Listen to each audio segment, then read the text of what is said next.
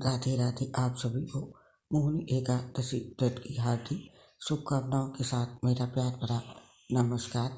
आज जानेंगे इस पोस्ट में मोहिनी एकादशी व्रत की पारण की विधि, नियम के साथ पारण का शुभ समय। आज मोहिनी एकादशी का व्रत रखा जा रहा है। सभी एकादशी व्रतों में मोहिनी एकादशी को विशेष माना गया है। हिंदू धर्म में मोहिनी एकादशी से जुड़ी कई कथाएं प्रचलित है। इस दिन भगवान श्री विष्णु ने मोहिनी रूप लिया था और इस धरती को असुरों से रक्षा की थी। मोहिनी एकादशी व्रत भगवान विष्णु को समर्पित है।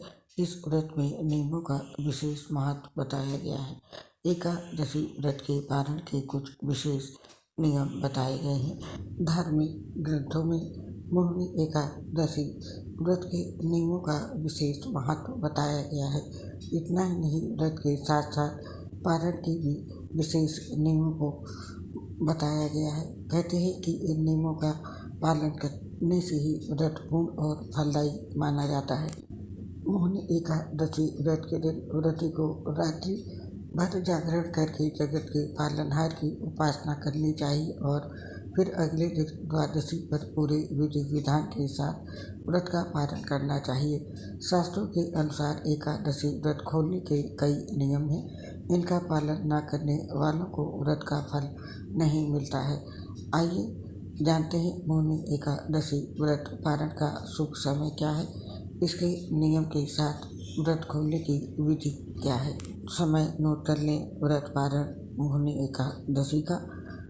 मोहिनी एकादशी पर इस बार पारण या व्रत खोलने का समय है सोमवार 20 मई को सुबह 5:28 से ये शुरू होगा और 8:12 तक रहेगा और पारण के दिन द्वादशी तिथि का समापन दोपहर में 3:58 पर होगा। ये था व्रत पारण का शुभ समय। और अब जानते हैं मोहिनी एकादशी व्रत पारण के नियम और विधि। एकादशी व्रत के अगले दिन यानी कि द्वादशी को सबसे पहले भगवान विष्णु की प्रतिमा को स्नान करवाएं। अब भगवान पर अक्षत, दीपक, नैवेद्य आदि अर्पित करके उनकी विधि पूर्वक पूजा करें। आपको बताते चलें कि भगवान विष्णु की पूजा में अक्षत में चावल का उपयोग नहीं किया जाता बल्कि तिल का उपयोग किया जाता है। और पूजन के बाद किसी गरीब या ब्राह्मण को भोजन कराएं, दान दक्षिणा आदि दें।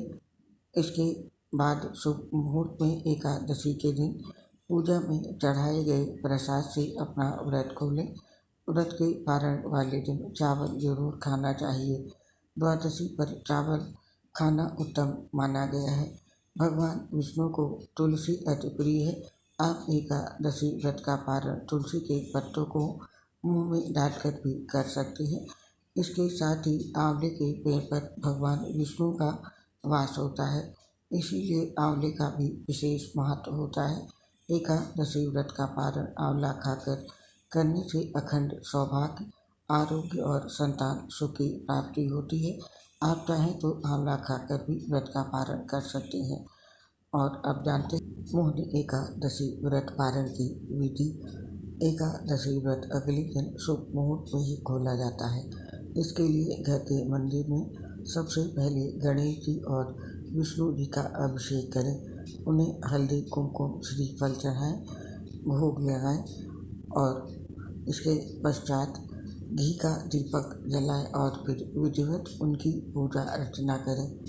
चंदन का तिलक लगाएं और पीले फूल और फल जरूर चढ़ाएं। तुलसी दल चढ़ाना ना भूलें, तुलसी दल जरूर चढ़ाएं। इसके पश्चात फिर आखिरी में आरती करें और अपनी भूल चूक की क्षमा प्रार्थना करें। इसके पश्चात भोग लगाकर प्रसाद बांटें और खुद भी प्रसाद ग्रहण करें।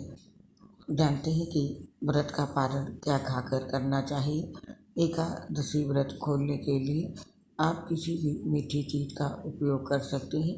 इसके लिए भोग में लगाई मिठाई, फल या कोई अन्य चीज़ ले सकते हैं। इसके अलावा एकादशी व्रत के पारण के भोजन में सेम का विशेष महत्व माना गया है।